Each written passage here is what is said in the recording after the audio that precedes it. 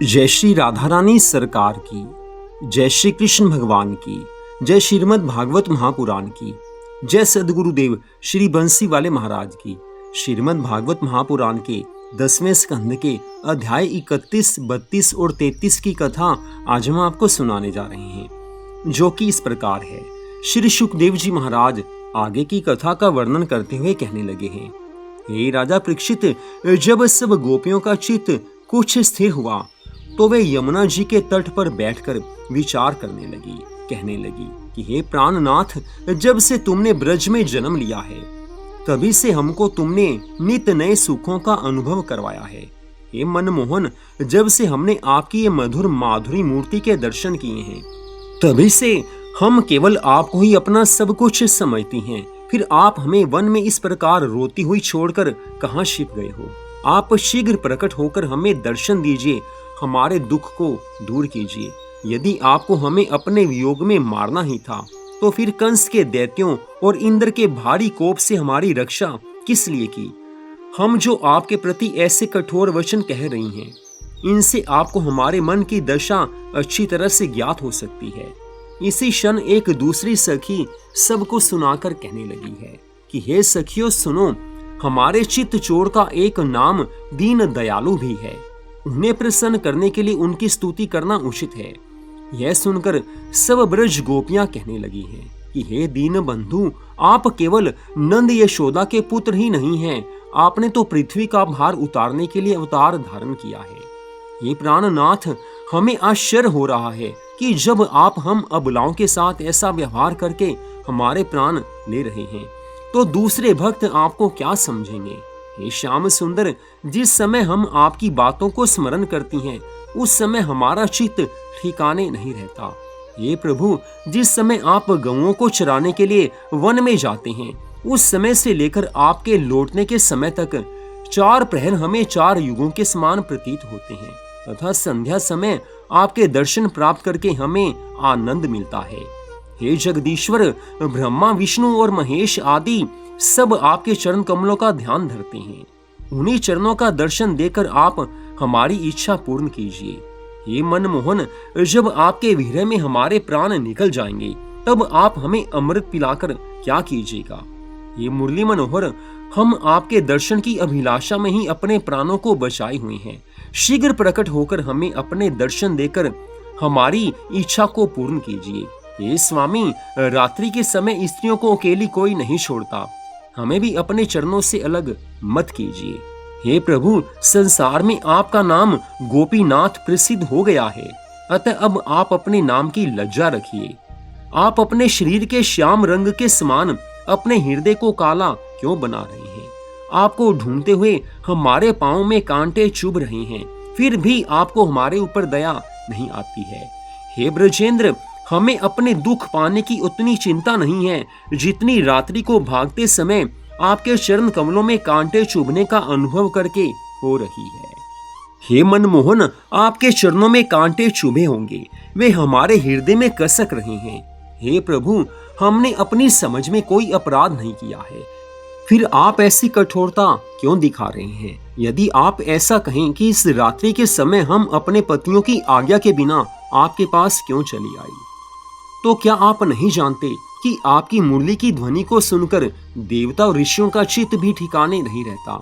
तब हम में ऐसी सामर्थ्य कहाँ जो हम आपकी मुरली को सुनकर घरों में बैठी रह सकें? ये नाथ, आप कहें कि शोक अपने पतियों से भेंट करने पर मिट जाएगा। यदि ऐसी बात होती तो हम उन्हें छोड़कर आपके पास आते ही क्यों? हे प्रभु, इस प्रकार हमारे मन, वचन तथा कर्म की प्रीति पर विचार करके आप हमें अपने दर्शन देकर कृतार्थ कीजिए। हे राजा परीक्षित, इस प्रकार अत्यंत विलाप करने पर भी जब श्री श्याम सुंदर भगवान ने दर्शन नहीं दिए तो सभी गोपियां व्याकुल होकर मूर्छित होकर पृथ्वी पर गिर पड़ी हैं।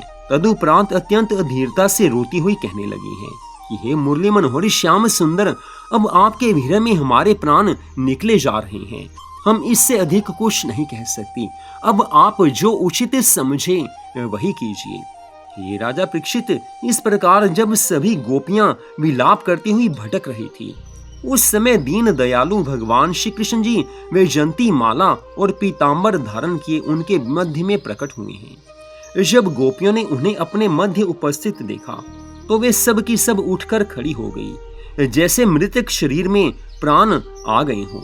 उस समय उन्हें जो प्रसन्नता हुई उसका वर्णन नहीं किया जा सकता।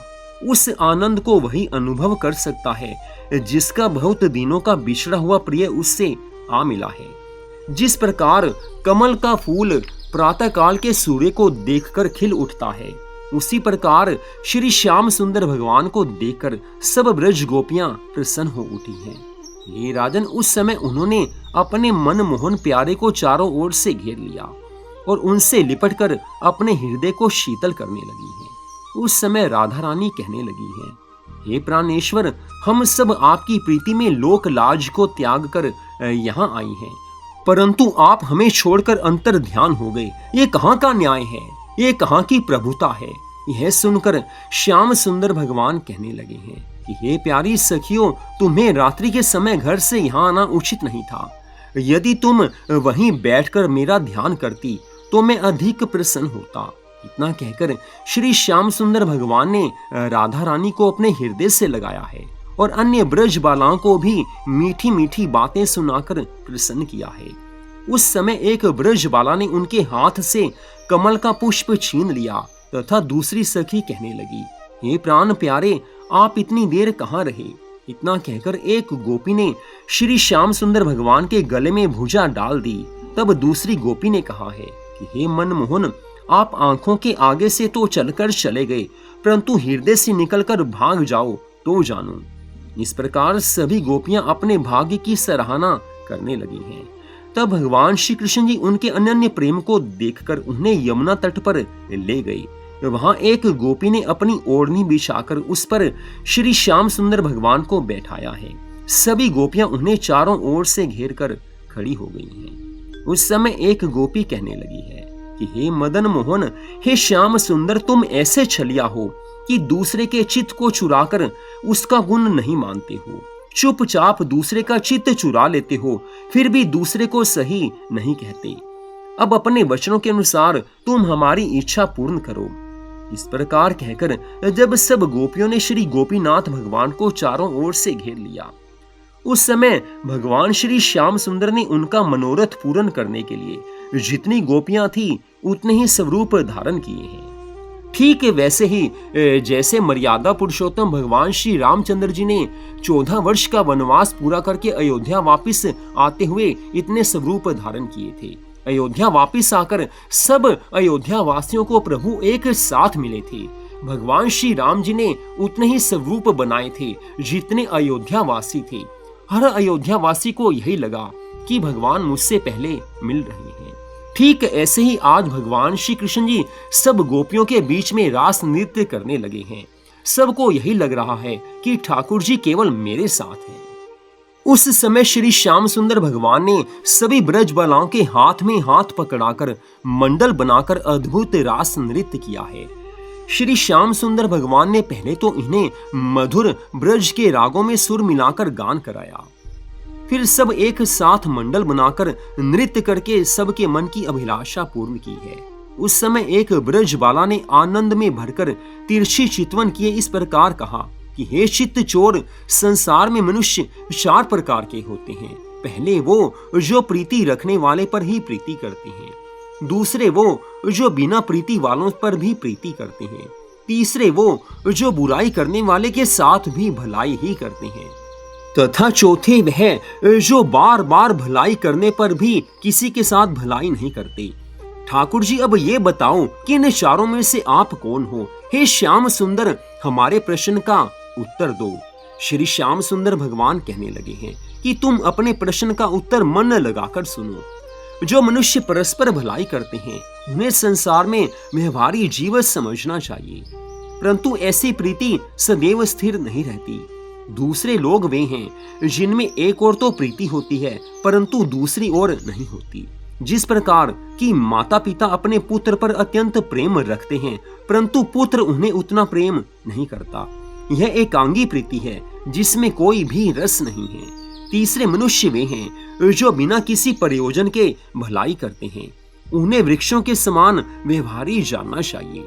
जिस प्रकार वन के वृक्ष छोटे बड़े सब लोगों को सुख पहुंचाते हैं, इस श्रेणी में विरक्त परमहंस स्वभावधारी महात्माओं को समझना चाहिए। चौथे मनुष्य वे हैं जो जानबूझकर बुराई करते हैं। उनकी जितनी बार भी भलाई की जाए वो बुराई ही करेंगे। उन्हें कृत धन और क्रूर समझना चाहिए। हे राजा परीक्षित, भगवान श्री कृष्ण जी के मुख से इन वचनों को सुनकर सब ब्रज बालाएं एक दूसरे को संकेत करती हुई ये जताने लगी कि श्री श्याम सुंदर भी तो उस चौथी श्रेणी के जीवों में से हैं। उसी समय भगवान श्री कृष्ण जी कहने लगे हैं, हे गोपियों, तुम आपस में जो हंसकर संकेत कर रही हो वो मैं जानता हूँ, मैं समझ गया हूँ। मैं इन चारों में से कोई भी नहीं हूँ। मैं तो निर्गुण स्वरूप हूँ। मैं किसी के साथ कुछ भी प्रीति नहीं रखता।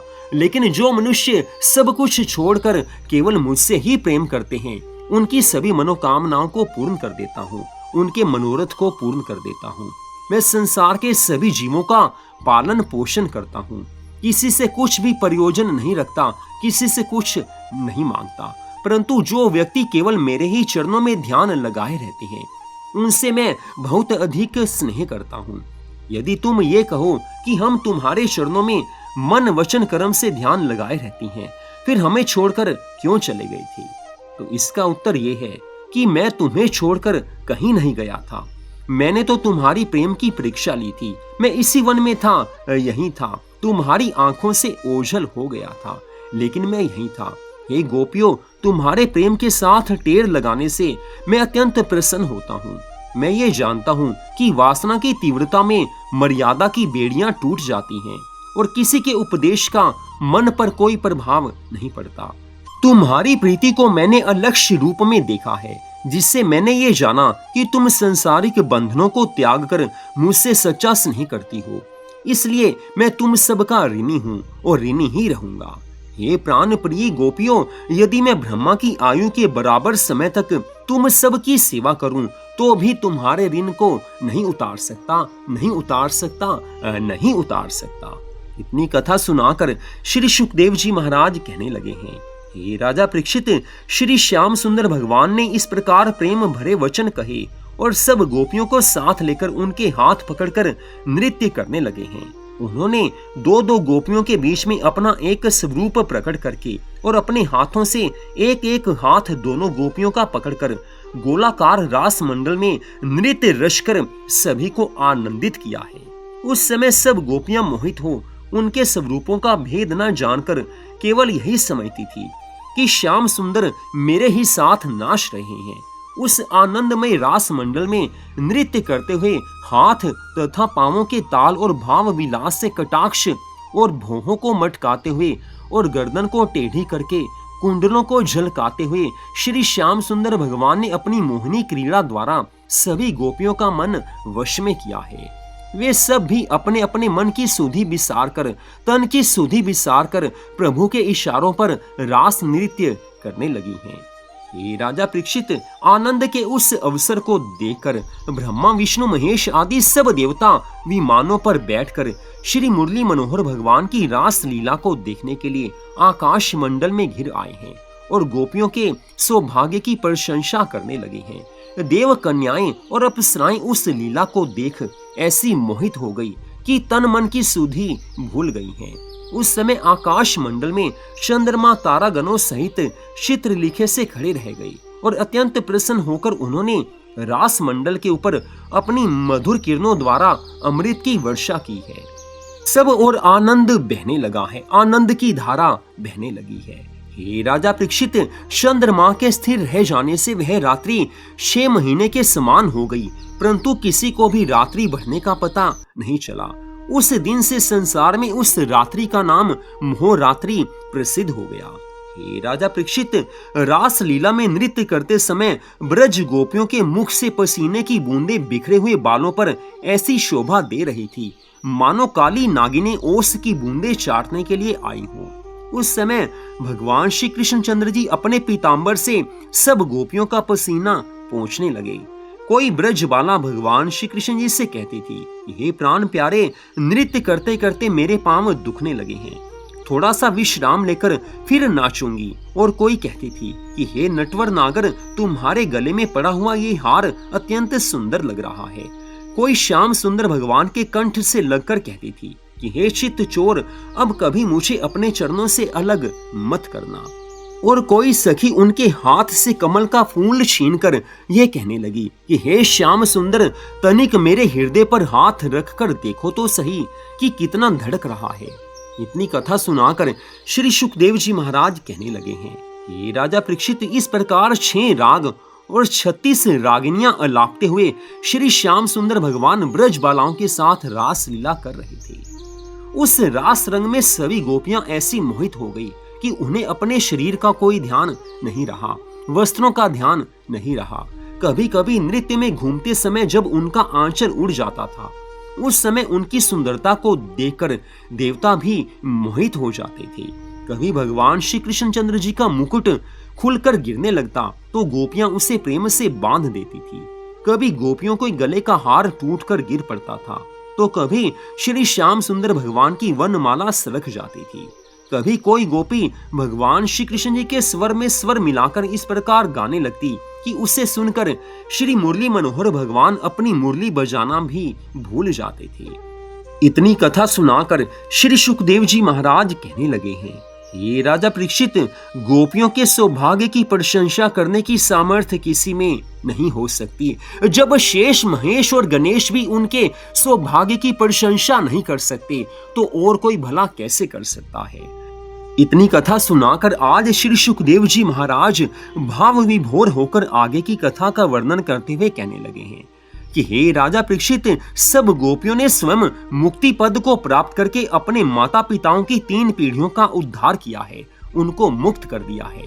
परमात्मा रूपी भगवान श्री कृष्ण चंद्र जी ने जीवात्मा रूपी गोपियों के साथ रास लीला करके उन्हें जैसा सच्चा सुख प्रदान किया, उसका करोड़वां अंश भी वैकुंठ और स्वर्ग आदि लोकों में नहीं मिल सकता।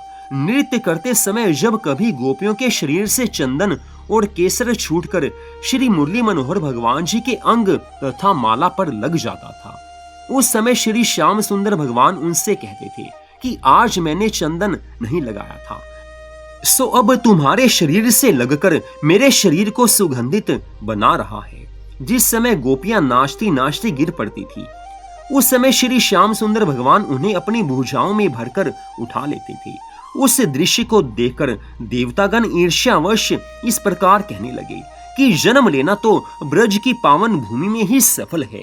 ये राजा परीक्षित, रास लीला करते समय भगवान श्री कृष्ण जी की जब इच्छा हुई तो वे नाचने की थकान मिटाने के लिए गोपियों सहित यमुना जल में प्रवेश करके वहां बैठ गई और वहां वे गोपियों के साथ जल क्रीड़ा करने लगे। यमुना जी के जल में जल क्रीड़ा करने पर जब सबकी गर्मी और थकान दूर हो गई, तब गोपियों को उत्तमोत्तम वस्त्र आभूषण पहनाए और केसर, इत्र आदि की सुगंधि लगाकर सबको ऐसी मालाएं प्रभु ने आज पहनाई हैं कि जिसके पुष्प कभी मुरझाते ही नहीं थे। तत्पश्चात श्री मनमोहन प्यारे ने गोपियों से कहा है कि हे प्राण प्यारी सखियों, अब 4 घड़ी रात्रि शेष रह गई है और स्नान करने के कारण तुम्हारी थकान भी दूर हो चुकी है, इसलिए अब तुम अपने अपने घरों को चली जाओ। श्री श्याम सुंदर भगवान के मुख से ऐसे वचन सुनकर सभी ब्रज गोपियों ने उदास होकर कहा है कि हे प्राण वल्लभ, हम लोग आपको त्याग कर कैसे जाएं। श्री नंद नंदन भगवान जी ने उत्तर दिया है कि हे गोपियों, जिस प्रकार ऋषि मुनिगण अपने हृदय में मेरा ध्यान रखते हैं, उसी प्रकार तुम भी अंतःकरण से मेरा स्मरण किया करो तो सदैव मैं तुम्हारे पास बना रहूंगा। एक क्षण के लिए मैं तुमसे अलग नहीं हो पाऊंगा। यह सुनकर सब गोपियां आज अपने मन में धीरज धारण कर श्री श्याम सुंदर भगवान से विदा होकर अपने अपने घरों को लौट आई हैं। हे राजा परीक्षित, जब सब गोपियों ने अपने घर वालों को घोर निद्रा में मगन देखा तो सबको प्रसन्नता हुई है कि चलो अच्छा हुआ जो सब सो रहे हैं। आज भगवान श्री कृष्ण जी की माया से उनके घर वालों को पता ही नहीं चला कि हमारी स्त्रियां रात्रि में कहीं बाहर गई थी। इस तरह श्री श्याम सुंदर भगवान हर पूर्णिमा की रात्रि में सब गोपियों को बुलाकर उनके साथ रास लीला और वन विहार किया करते थे, सबको आनंद मगन कर देते थे। तो यहीं पर आज की इस परम सुंदर कथा का विश्राम होता है। अगले भाग में आप इससे आगे की कथा को सुन पाएंगे। जय श्री राधा रानी सरकार की, जय श्री कृष्ण भगवान की, जय महारास उत्सव की, जय श्रीमद् भागवत महापुराण की, जय सद्गुरुदेव श्री बंसी वाले महाराज की। जय जय श्री राधे, जय जय श्री राधे, जय जय श्री राधे श्याम।